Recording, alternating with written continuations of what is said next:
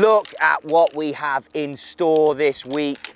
The high toe 3 wedge. I've got plenty of options here. I've even got a my high toe 3. You can see that one there in the black finish. I've got the chrome, the satin chrome finish here. There's 2 others. You can check them out on the link in the description if this is something you're interested in. Wedges is a great area in your bag to customize. Look at that paint fill. Hopefully you guys can see that paint fill just there, the red. Looks pretty sick. But there's so much about these wedges. If you hit the link in the description below, you get taken to the My High Toe 3 area where you can customize them. There'll also be some information in there, but hopefully I nail it all on for you in this demonstration as to how you pick the perfect high toe 3, or if you want to go for the my high toe 3, getting that nice black golf shaft in there on that finish, you can do that also. So where do you start? Where do you look at? I mean, I've got so many bounce options here. Everything from low to medium to high, all in the 60s, and there's a reason for that. I like to have options when it comes to my 60-degree wedge. Here in Southern California, I play the middle, which is the 10 degrees of bounce. And I start in an area like this, just feeling the club going through the turf. It's a 60-yard golf shot out to that flag out there. It gives very easily because this is as tight a turf as I can find. You're trying to find that, if you practice on links golf courses, that truly tight links turf. And that's where you'll get the great crisp strike from this. But here in the dormant California, that's where you want a little bit more bounce. What is bounce when it comes to your My High Toe 3? Bounce is going to be the camber on the sole of the golf club. I've talked about it many times before, and I like to describe it as when you push down into the turf. So when you swing through and you go down into that golf turf, this is going to bounce and give back. Something that's dormant like this on a 60-yard pitch into the breeze like that, I'm going to get a bit of dig here, so I want it to bounce and come back out. Now the reason I'm starting with this one, this into breeze 60-yard golf shot, is because it's the area that I would probably hit a 50% golf shot. It might not have looked that, but try to think about your own pitching. 50% to me is there, pointing to, if this was a clock face, 12, and then you move around, it would be 9 o'clock, moving through to 3 o'clock. If I can do that for a 50-yard shot, and I simply just increase that speed a little bit more, then you can come through and you can start to hit your 60. So say then you're getting a bit deep on it.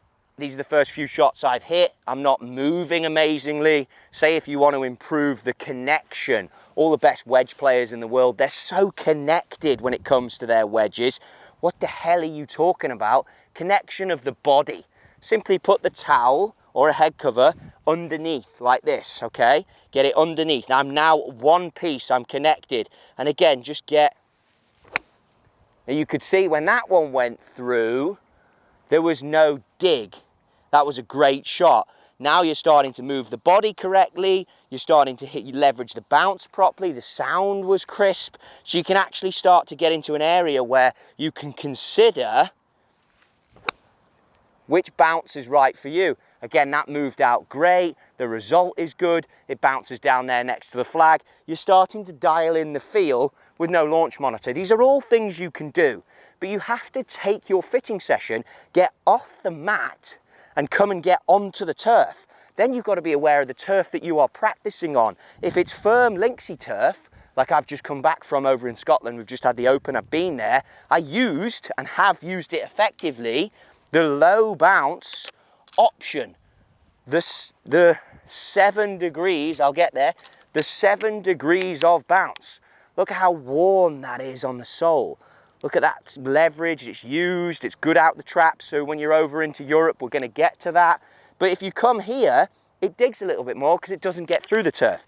Now that would then put you in a place where you could consider, if you play on very grainy turf, I've not really used it yet, but here's a good place to test it, you could consider the high bounce wedge.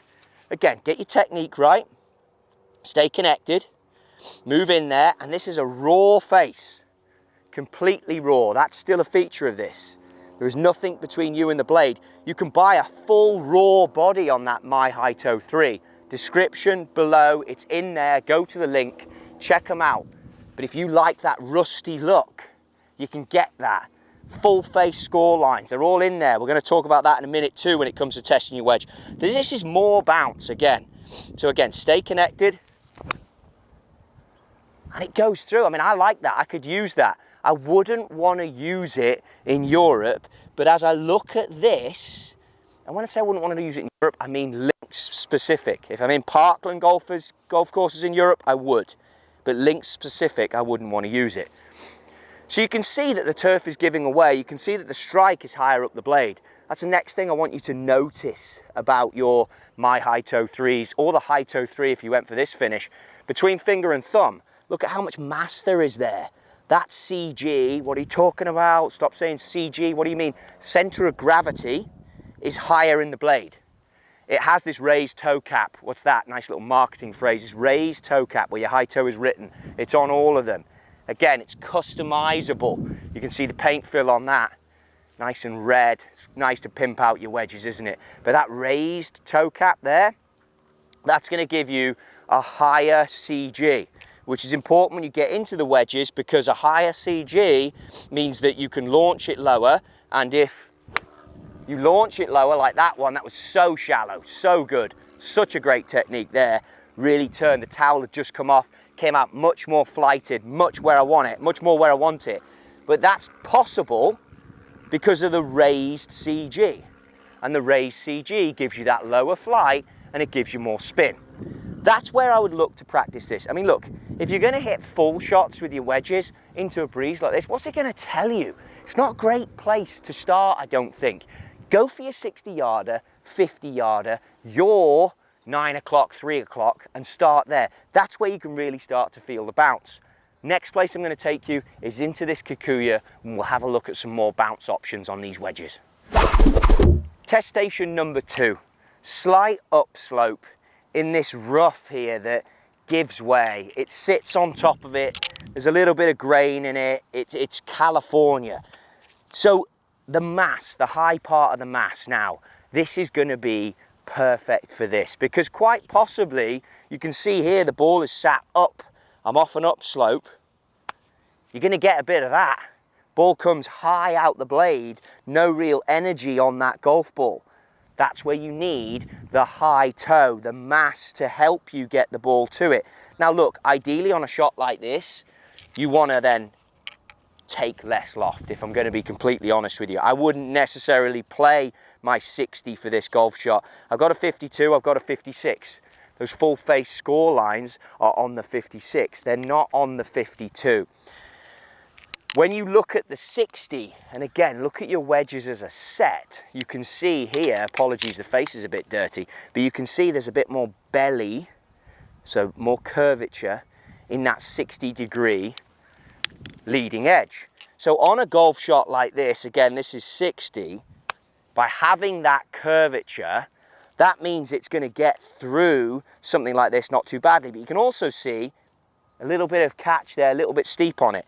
So the way I'd suggest you play these, and as you look at your wedges as a set, if you're considering this option, the reason these other two wedges now, 52, 56, have a little bit more straighter leading edge, going to be nicer for the full shot where you'd use it, but also on something like this, you can lean back a bit and you can see how that one didn't go as deep and it ran up that upslope at the end. Shallower, hit a little bit higher in the blade because of the turf, but had the energy to leave me with a 2-foot tap in. So think about loft options with your wedges when you come here. If you get steep on them, on these slopes, and you try and drive it into the slope, it's going to hurt you. High toe's going to help you because the mass is going to get through, but the tip I've got for you on this one is take less loft, get your spine angle same as the hill. By taking less loft, you'll then go slightly sharper leading edge as well. The way these clubs are designed, this 52 has a slightly sharper leading edge, straighter leading edge, not sharper, straighter, and off you go. The next piece about wedges that we learned through Tiger's experiences and through the TW grind, when you pick how you're going to play it, so let's say you're going to play it with your hands forward, you're going to leverage the front part of the bounce. If you're going to play it with your hands level or back, which are all going to give you different trajectories, if I put my hands back, the ball's gonna go higher and through. But you have to commit to that golf shot, and we know that. And the mill grind sole on all of these wedges is there to help you. It's gonna be the same every time, but you have to commit as a player to that golf shot, to that shaft lean in relation to your low point, which is gonna be under left arm, pit. So if you're gonna go shaft lean neutral, commit to it. Shaft lean forward, ball position maybe back a bit more to hit it lower, commit to it. Not for this slope. The slope you want it the same or back. It's going to be much easier to let the bounce do the job. But it's all part of you as a golfer understanding this bounce. You have to understand how bounce works. If you get that wrong, you'll be digging in on shots like this. Using a 60 with low bounce here would not be a good option.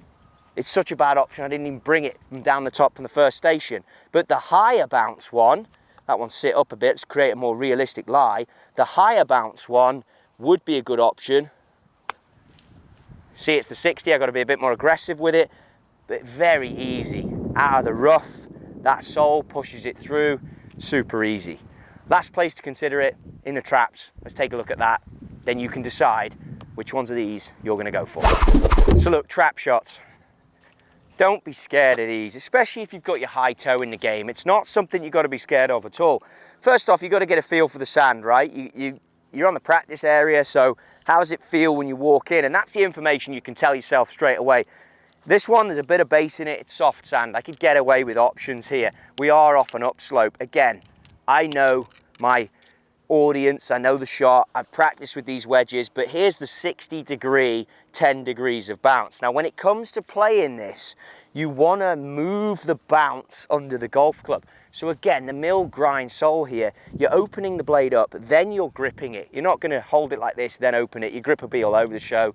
You're going to be in a shocker straight out the gate. Open the blade up, grip the club. Now you've revealed all of this sole underneath. And that's what I was touching on there with the 13 degreeer. That flange, that sole, if you reveal that, and let's start with that, it makes this shot very easy. I mean, once you've done that, honestly, all you got to do is just hit and go left. So hit the sand and pull left. Don't be scared. There's no lip. The ball's going to come up and out of it. A little bit too much speed, but you can see how easy it popped out. So now you're getting a feel for the sand. So that one had too much speed. Let's take the speed out. There you go. Beautiful feel just up the hill. Strike point, middle of the face. See the marks? Moving towards the grooves out here, the high toe. One thing that you want to think about when you play these shots, if you want to take spin off, especially when it comes to chipping, chip out the toe. Set up to the toe and chip out here, because some chip shots, I know it's nice and fancy to get all that backspin on it. You don't want it. If you chip out of the toe, the strike will come out a bit more dead, go a little bit higher launch, less spin, dead strike, run down to the hole. You can predict it. Again, that's why we've got score lines out here to help you out. Same for flop shots. Pull down and left, similar technique. Keep ball position under left armpit, pull down and left. The only thing I'll add to it, for the flop shot and the trap shot, try and get what's called head outside the hands. So that way, head outside the hands and then swing through.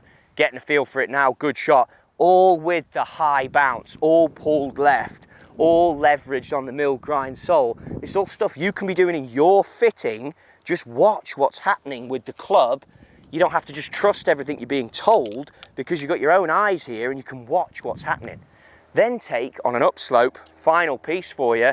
If you're marrying up and matching the set, again, why I like this option, again, why I like grooves out in the toe, I'd probably look at a 56 here, especially if it was a longer trap shot. 56 degree, because there's a slope in the bunker, same as the chipping. You don't have to worry about it. I don't have to go any acceleration here. And that one just runs up the hill, carries a bit further because you're getting a feel for the loft change, but now you've got to redial in the feel, right? So again, I struck that a little bit out the toe, don't hate it. Look at that. Not a worry with the slope, not a worry with the strike. Even got one of those a little bit higher in the toe, so leverage the technology. I'm all in on high toe 3. I've been all in on high toe wedges since the day I saw them. I get it. If you stand there and you look at them, maybe you're gonna be like, oh, I'm not sure that's for me. But I think you're missing out on something, I really do. I can't speak high enough of these wedges. Check them out, there is a link if you wanna customize them. You can't unfortunately get the TrottieGolf stamp on there, which is a tragic shame, but you can customize your wedges, engrave your initials, get fancy with the paint fill, make them your own. It's one of those things, an area like this, same with flat sticks, if you make it your own, it's a great confidence builder. If you like what you're seeing, subscribe. I put a video up once a week. Thanks for listening. It's Tour Truck Tuesday. Get out there, explore these new clubs coming out. They are absolute rippers.